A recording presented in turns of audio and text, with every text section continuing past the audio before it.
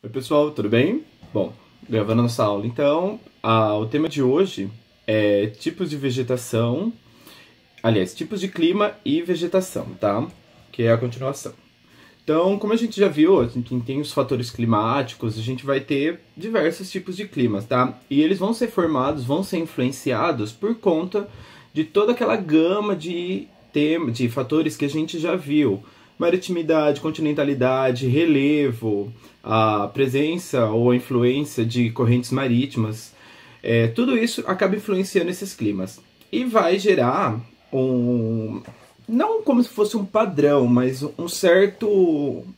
vamos colocar que vai gerar um padrão de clima em algumas regiões.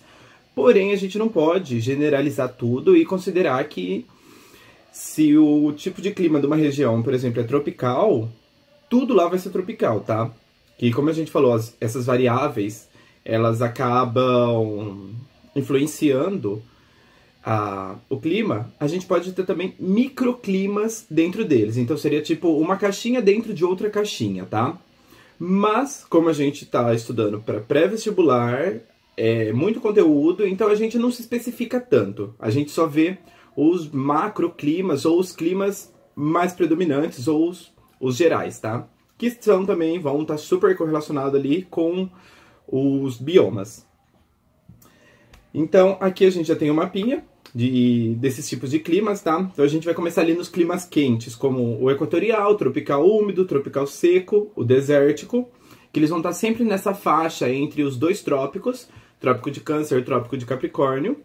Depois a gente tem os climas frios, que aí eles vão ter uma latitude média, eles vão estar entre ou próximo a esses trópicos, que aí a gente, ou até acima, que aí a gente tem o mais acima de todos, que é o clima polar. Depois a gente tem o subártico, tem o desértico frio, tá? Porque a gente vai ter dois tipos de deserto, deserto quente e deserto frio. Mais pra frente a gente fala deles. E depois também o clima continental, que daí já é aquele clima que sofre com continentalidade bem bruta, tá? Os climas temperados, que vai ser uma latitude média. Aí a gente vai ter também clima continental, o marítimo ou o oceânico. Se um sofria de continentalidade, esse sofre de maritimidade. O subtropical úmido e o Mediterrâneo. Mediterrâneo, já dá para imaginar que ele fica sempre na borda do mar Mediterrâneo, por isso que ele leva esse nome. E tem o clima de altitude, que a hora que a gente for falar de bioma eu vou voltar nele, mas entenda que esse clima de altitude, ele está relacionado com a altura do terreno. Então vai ser um tipo de clima que sempre vai estar presente no topo das montanhas, tá? Aí vamos para os nossos climogramas ou as nossas zonas climáticas. A gente tem basicamente 3 zonas, que é a zona polar, a zona temperada e a nossa zona intertropical, que é essa da faixa do meio, que vai ser como se fosse o cinturão do nosso planeta. Nessa zona intertropical, então, vai predominar sempre clima tropical, equatorial, ou também o clima desértico e o semiárido. Clima desértico, a gente vai ter ali, por exemplo, no deserto do Saara, na África. O semiárido, a gente tem no nosso sertão nordestino ou no nosso nordeste, aqui no Brasil. E o tropical, o equatorial, a gente tem, por exemplo, na Amazônia, que é extremamente úmido, extremamente chuvoso. O clima tropical, ele tem uma alternância de estações. Então ele tem uma estação mega chuvosa e uma estação seca. Aí entra principalmente o verão e o inverno, que são os dois opostos. No nosso caso, o nosso verão, ele é bem chuvoso e o nosso inverno, ele é seco, tá? O equatorial, o tropical equatorial, ele não vai ter estação seca. O que pode ocorrer em determinados anos rola uma estiagem ali, diminui a quantidade de chuva, mas estação seca, que ocorre todo ano, ele não tem. E os desérticos, eles vão ser um clima que eles têm uma amplitude térmica gigantesca, então tem uma variação muito alta e quase não chove. Chega a chover de 10 a 500 milímetros anuais, tá? Isso é muito pouco, seria tipo chuva em 1 ou 2 dias por ano. Então já dá para imaginar que é um clima bem extremo. Aí aqui a gente tem esses gráficos que eu já comentei com vocês em aulas anteriores, que são os nossos climogramas, tá? Então a gente tem um climograma do clima equatorial e um do tropical. Dá pra gente comparar. O equatorial, se você olhar na barrinha de precipitação, que são as barrinhas de chuva, vocês vão ver que elas são quase padronizadas. No tropical, tem a estação de seca, que é aí pra janeiro, maio. Nossa, esse climograma... Aliás, tá, eu tô indo pelas letras. Vai pelas barrinhas. Vocês vão perceber que no meio do ano, as barrinhas praticamente somem, é a época da seca. E mais na virada do ano, você tem a estação extremamente chuvosa, tá? Como é Darwin, na Austrália, hemisfério sul, o meio do ano é o inverno. No final do ano, na virada do ano, a gente tem o verão. Então já dá pra imaginar como que é essa divisão de estações, tá? O semiárido, a gente já tem pouquíssimas chuvas e elas são bem distribuídas durante o ano. E o desértico, então, esquece. Se você conseguir achar aí, vai ter 2 barrinhas o ano inteiro, tá? Que foi os meses que choveu. Com relação à amplitude térmica, o equatorial você percebe que não tem variação, é quase que uma linha reta. O climograma tropical, ele já tem uma leve ondulação que mostra uma queda da temperatura média, da mesma época que caem as chuvas, ou seja, na época do inverno. O semiárido, ali na Turquia, você percebe que tem uma amplitude térmica gigantesca. Você tem aquela temperatura bem baixa, próxima ali de 0 graus. E de repente você tem uma amplitude térmica que a média é 30 graus no meio do ano. Então, numa razão de 6 meses, você sai de 0 grau e vai para 30. E no deserto você tem uma amplitude térmica também, só que ela é bem menor. Você tem uma amplitude térmica aí que vai dos 19, 18 graus até 35, 38, tá? Já as zonas temperadas, elas vão ter um clima mais ameno, as estações são bem definidas, tá? E daqui a gente consegue separar o clima mediterrâneo, o clima temperado e o subtropical. Essas áreas temperadas, elas têm uma grande amplitude térmica, como as estações são bem definidas. O inverno é aquele inverno com neve, o outono é quando as árvores perdem as folhas, o verão é aquele verão quente, tá? Então isso acaba gerando essa amplitude térmica. O clima mediterrâneo, ele é o oposto nosso. Ele tem o verão extremamente seco e o inverno muito chuvoso. E o subtropical, ele vai ter uma regularidade entre precipitações e os invernos eles vão ser a menos. Eles são calmos comparado com os outros, tá? E nesse mapinha, as zonas temperadas são essas zonas laranjas, tá? Elas têm uma latitude média. Aí aqui a gente tem os 3 climogramas para a gente poder comparar. Então, semiárido, amplitude térmica, quase uma montanha. O semiárido é do anterior. Confundi, acabei deixando aqui, esquece esse. O Mediterrâneo, você pode perceber que a amplitude térmica ela varia pra caramba. E ao mesmo tempo a gente tem essa variação também nas barrinhas azuis, que é a quantidade de chuva, a quantidade de precipitação. E você pode perceber que ela tem um pico na virada do ano, no finalzinho do ano ou no começo. E ela tem uma baixa no meio do ano. Como ali a Itália é hemisfério norte, final do ano é inverno, meio do ano vai ser o verão. Então vocês podem perceber que no verão a quantidade de chuvas cai lá. Então eles têm um verão seco. E no inverno, eles têm um inverno mais chuvoso, tá? E já no clima temperado em Nova York, tem a variação gigantesca de temperatura. Você pode ver que tem o risco vermelho, ele passa da linha de 0 grau, então uma média negativa.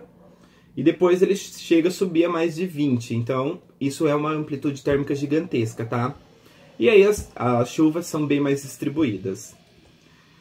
E com relação à zona polar, a gente vai ter o clima polar e também o clima frio, que seria dos polos, tá? Elas vão possuir as maiores amplitudes térmicas e também as menores temperaturas, que são essas 2 faixinhas azuis dos 2 extremos do nosso mapa, do nosso globo, aliás. E aí eu tenho aqui os 2 climográficos. Vocês podem perceber que em ambos a linha vermelha ela fica abaixo do 0. E a questão de chuva, elas são presentes, mas elas são bem poucas quando a gente compara com outros tipos de clima. Por exemplo, o equatorial, que está no meio do planeta, na faixa do Equador. Agora, com relação à cobertura vegetal ou à vegetação em si. Ela também vai ser fortemente influenciada pelo clima. Tanto que a gente tem esse gráfico, essa pirâmide, esse esquema, e ele costuma cair nos vestibulares e a gente precisa dar uma olhada. O que vai ter nisso? Essa pirâmide, a gente tem 3 lados nela. O primeiro lado vai ser referente à precipitação, ou seja, a quantidade de chuva. Então, para esse lado, aliás, eu não vou saber como que vai ficar o slide depois, mas enfim. Para um lado, a gente vai ter muita chuva e conforme a gente avança para o outro, é mais seco. Numa outra lateral, a gente tem temperatura. Então aqui embaixo é extremamente calor, quanto mais a gente sobe, mais frio se torna. E do outro lado, a latitude. Então quanto mais baixo aqui, menor é a latitude, mais perto da linha do Equador, e conforme a gente sobe, maior se torna a latitude. Olhando essa pirâmide aqui, o que a gente consegue identificar? A base dela, onde a gente vai ter ali aquela precipitação, do lado mais úmido, então, bem úmido, perto da linha do Equador, e quente, a gente vai ter as florestas tropicais e as florestas equatoriais. Aí, conforme a gente pega a mesma temperatura, quente, a mesma latitude, porém a gente diminui a umidade dela. A gente sai da floresta equatorial, passa pela floresta tropical, chega na savana, a estepe, que seria só mato, e a gente chega no deserto. Se a gente sobe um pouquinho a nossa latitude e diminui um pouco a temperatura, aí a gente tem as florestas temperadas, ou as de caduca, e conforme a gente diminui as chuvas, a gente passa pelas pradarias, pelos marquês e pelos garrinques, que são alguns tipos de vegetação do bioma mediterrâneo. Se a gente diminui mais ainda a temperatura, vai indo para o frio, aumentando a nossa latitude. A gente tem a floresta de taiga, e lá no ponto final, onde é muito frio e é muito maior a latitude, a gente vai ter a tundra, tá? Que aí é um clima bem frio, bem congelado. E a gente vai ver eles daqui a pouco. Em altas latitudes, ou seja, nas encostas das montanhas, a cobertura vegetal ela vai variar conforme você vai subindo a montanha, tá? Então, lá no alto vai ter neve, vai ter gelo, então a vegetação é quase inexistente. Um pouquinho abaixo disso, você vai ter uma vegetação bem parecida com a tundra, de gramíneas, líquens e musgo. Se você desce um pouco, você vai começar a ver coníferas, que elas vão ficar ali numa região onde é úmida, mas também é muito frio. E se você desce para o pé dessa montanha, aí você tem uma floresta mais fechada, parecida com a floresta tropical, tá?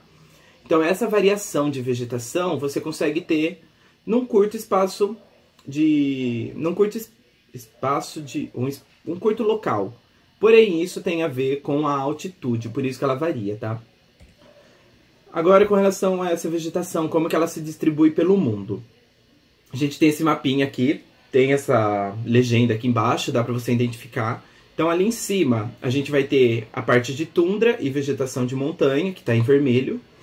Aí, no mais amarelado, a gente vai ter as florestas temperadas ou as florestas de conífera, que são 2 tipos de bioma.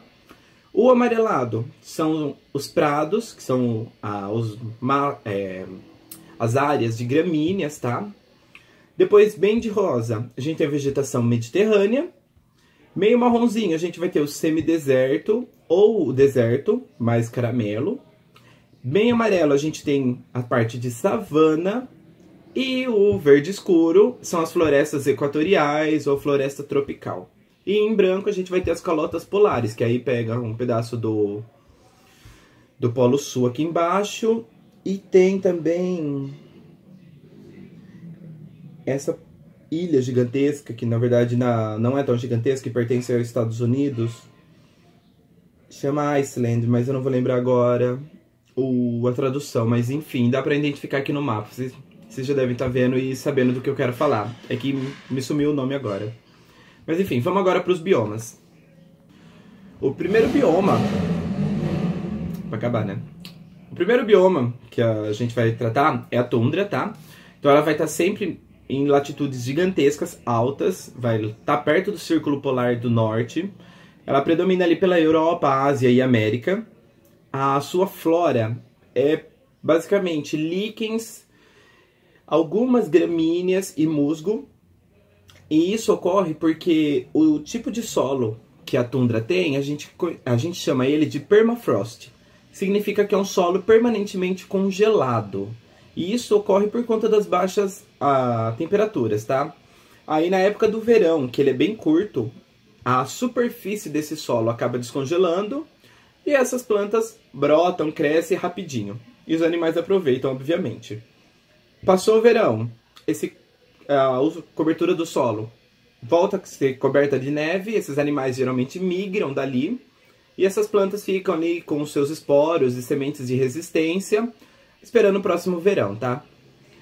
A porção abaixo do solo fica congelada, tá? Por isso que a gente não vai ter, por exemplo, árvores na tundra, porque elas não conseguem perfurar esse solo congelado e nem se desenvolver ali. Com relação agora a uma latitude um pouco mais baixa, que aí a gente chega nas florestas boreais ou as florestas de conífera, ou também chamadas de taiga. A gente vai ter ali na encostas da Europa, Ásia e América do Norte também. Elas têm bastante amplitude térmica, têm invernos longos, invernos frios, dá para vocês verem aqui na imagem. E por conta dessas características, o que vai predominar de flora é as coníferas. Tanto que a gente até chama de floresta de coníferas, tá? É bem difícil você ter algum outro tipo de árvore crescendo nesse bioma. O que vai predominar são essas angiospermas. Com relação às florestas temperadas, elas ficam bem próximas da taiga, tá? Elas estão numa latitude média ali. Tem uma biodiversidade bem maior do que a taiga, porque aqui você vai ter angiospermas, você tem coníferas, você tem arbustos e tudo mais.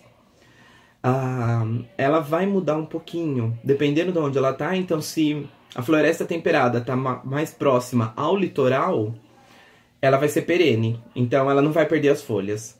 Se ela está mais próxima de dentro do continente, sofrendo continentalidade, essas plantas elas vão ser caducas. Então, quando chega o outono, elas começam a mudar a coloração das suas folhas, elas passam do laranja, vermelho, amarelo e caem. E aí elas estão basicamente se preparando para o inverno, porque floresta temperada tá no clima temperado e tem as estações bem definidas. Então, no inverno tem neve, tá? Inclusive, todos aqueles desenhos que a gente vê na época do Natal, que fica tudo lindo, tem aquele monte de folhas que os personagens pulam, jogam.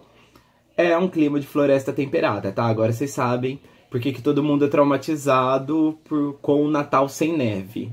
Ou sem monte de folhas para se jogar por conta disso.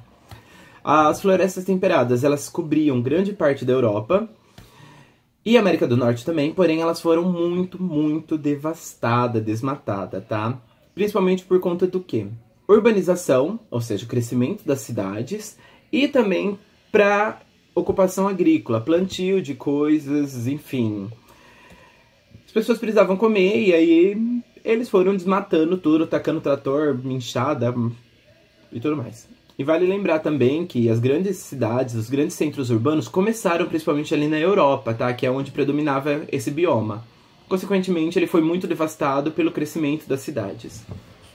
Esse outro bioma a gente tem aqui, é o bem conhecido, a floresta amazônica, tá? Que é a nossa floresta tropical e também a floresta equatorial. São dois tipos de bioma bem parecidos. Eles formam esses tapetes verdes gigantescos. São florestas fechadas, as copas são bem cerradas. Elas são estratificadas, ou seja, você tem as árvores de grande porte, você tem as árvores de médio porte, você tem os arbustos aqui embaixo. Então, você tem níveis, como se fossem degraus dessa floresta. E ela é latifoliada. Então, todas essas plantas, elas têm as folhas largas, tá? Ao contrário, por exemplo, das coníferas, que ou ela tem escama, que seria uma folha bem coladinha em cima da outra, ou ela tem as agulhas, que são aquelas folhas bem finas. Aqui, nesse caso, como tem muita água, muita umidade, as folhas são latifoliadas, então são aquelas folhas largas, porque ela não tem problema em perder água pela evapotranspiração. Problemas ambientais desse bioma. A exploração predatória, principalmente de madeira, E também a biopirataria. Biopirataria nada mais é do que você pegar uma espécie nativa desse lugar e levar ela para outro lugar, tá?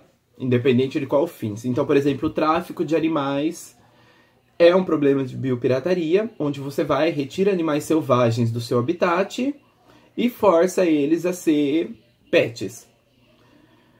Outro exemplo de biopirataria. Você vai, por exemplo, na floresta amazônica, retira ou rouba uma planta de lá, um animal para lá e leva para ser estudado em outro país. Isso é biopirataria, tá? E acredite, isso acontece. E como você sabe, plantas, aliás, principalmente plantas, possuem muitos compostos que são utilizados na indústria farmacêutica, tá? Não preciso nem falar o quanto que vale descobrir um composto desse.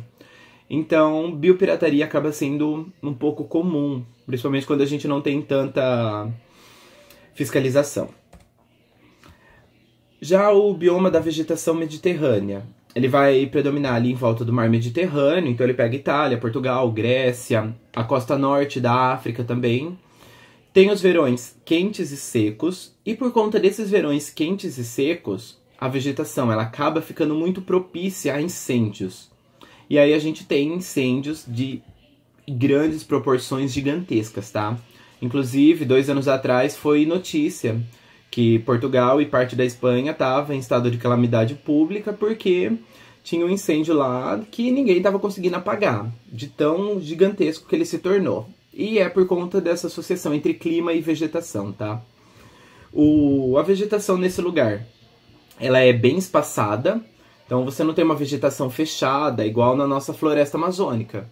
Lá as árvores elas têm um espaço grande entre uma e outra, predomina os arbustos entre esses locais. Tem um sério problema lá não de desmatamento, mas de substituição de espécies, que, como principalmente Portugal e Itália, eles utilizam muito azeite. Então você tem essas fazendas que plantam oliveiras, que é a planta que dá azeitona, que vai fazer o azeite. Então, a oliveira ela é uma planta nativa desse bioma, porém eles acabam retirando todas as outras espécies e só planta oliveira. E aí você acaba fazendo uma espécie de substituição de biodiversidade. Então isso também acaba sendo um problema, tá?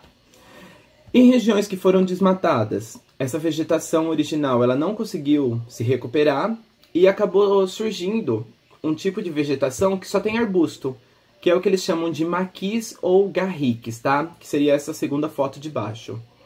Também acaba sendo um problema ambiental isso, tá? Depois a gente tem os estepes, que é um tipo de bioma, um tipo de vegetação que, só vai predominar as gramíneas e alguns poucos arbustos perdidos. A gente não tem, por exemplo, árvores, ou espécies arborícolas na estepe. A gente só vai ter isso. A nomeação varia muito de país para país, tá? Então, se você estiver na Europa e na Ásia, você chama de estepe. Na América do Norte, eles chamam de pradaria. E aqui na América do Sul, a gente acaba chamando de pampas. E na África é chamado de veld, que tá aí no texto. Na África, é usada para pastoril intensivo. Então, você deixa ali ele crescendo natural e você cuida do seu gado em cima desse mato. E nas regiões mais subtropicais ou até temperadas, como é um solo extremamente rico, as gramíneas crescem, no inverno elas morrem e acaba reciclando os nutrientes do solo. Essas regiões elas são bastante férteis e elas são utilizadas para o cultivo de cereais, principalmente de trigo, arroz, centeio e por aí vai, tá? Então, por exemplo, se você assistiu aquele filme de PS, Eu Te Amo, que a moça fica lá na Itália e ela corre para aqueles campos de trigo lindos, você já sabe que tipo de vegetação que está perdida ali no filme, né? A savana, a gente tem principalmente ali na África, que eu acho que é o maior exemplo que a gente tem. Ela está presente em regiões tropicais, tem alternância de estações, então uma hora é mais chuvosa, outra hora é mais seca. Ela é multistratificada também, ela tem as gramíneas, tem os arbustos e tem as árvores. Na África, além dela cobrir grande parte do território, ela acaba sendo uma vegetação de transição entre a floresta tropical, que seria, por exemplo, a floresta do Congo, e as regiões semiáridas desérticas. Então, entre a floresta do Congo e o deserto do Saara, você vai ter uma região de savana ali fazendo essa transição, tá? E também é uma área muito propícia a incêndios por conta da seca que acontece ali. Esqueci de pôr foto do slide da savana, mas eu acho que é um dos biomas que todo mundo tem bem enraizado, culpa do Rei Leão. E tem uma questão de que dentro de todos os biomas que a gente já viu, a savana é o mais produtivo em termos de biomassa. Então é por conta disso que os maiores mamíferos terrestres, os maiores predadores, carnívoros, enfim, os maiores animais estão presentes dentro da savana. É o com a maior biodiversidade? Não. Mas em termos de tamanho, é o que tem os maiores, tá? E se tem animal grande, obviamente é porque eles têm bastante comida, tá? E depois, por último, nosso último bioma é os desertos.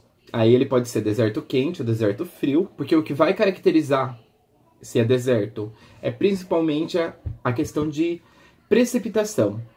Se chove muito pouco, quase nada, obviamente vai ser um clima de deserto, tá? E aí tem o calor, se for numa região mais tropical, tropical, e vai ser um deserto frio se ele tiver numa região mais temperada ou até numa região polar, que é o que ocorre, tá? Aí nesses dois tipos de desertos, a fauna e a flora precisa ser muito bem adaptada. Se for um deserto frio, vai ter ali líquens e musgo. Se for um deserto quente, você pode ter uns arbustos e talvez as xerófitas, que são plantas adaptadas à perda d'água. Como assim? Plantas adaptadas à perda d'água. Simples. Se não chove muito, você não tem muita água. O pouco de água que o seu corpo tem, você não pode perder. O que as plantas fazem para isso? Primeira coisa, reduz a quantidade de folhas, ou as folhas se tornam espinhos. Não sei se vocês já viram em biologia, mas as plantas têm os estômatos, que é um complexo de 4 células que eles abrem e permite que a planta faça troca gasosa. Nessa troca ela perde vapor de água. E isso fica na folha. Agora imagina, se você está numa planta no deserto, você não vai ter folha. Você não pode se dar o luxo de perder essa água. Então você troca em espinho, evita perder essa água e ao mesmo tempo quem vier roubar a sua água ou te comer, você acaba se protegendo porque você é toda espinhenta. Então, essa adaptação de folha reduzida foi algo que as plantas encontraram. Diminuiu o tamanho também, ser plantas pequenas, de pequeno porte, ajudou muito. A questão do metabolismo, elas têm um metabolismo todo regulado para isso, que permite com que elas vivem. E também a fauna, que são os animais, eles também se adaptaram a isso, tanto fisiologicamente quanto comportamental. Então, por exemplo, no deserto, durante o dia, raramente você vai ver algum animal passando. Quase todos eles são noturnos, porque à noite você não tem aquele sol escaldante te queimando. Muitos deles são subterrâneos ou se escondem em tocas, porque você não tem uma vegetação grande ali para te fazer sombra, então você cava um buraco e se esconde do sol. Pronto. E tem alguns até que comem as próprias fezes, que é o caso do rato canguru, que é um jeito que ele encontrou para evitar perder qualquer tipo de água, tá? Então até isso eles fazem. E aí, só para fechar, um outro mapinha com todos os tipos de bioma e onde eles são encontrados no mundo, tá? Semana que vem a gente fala sobre os biomas brasileiros e aí a gente fecha esse tema. Bons estudos, qualquer dúvida estou à disposição e fiquem bem, galera!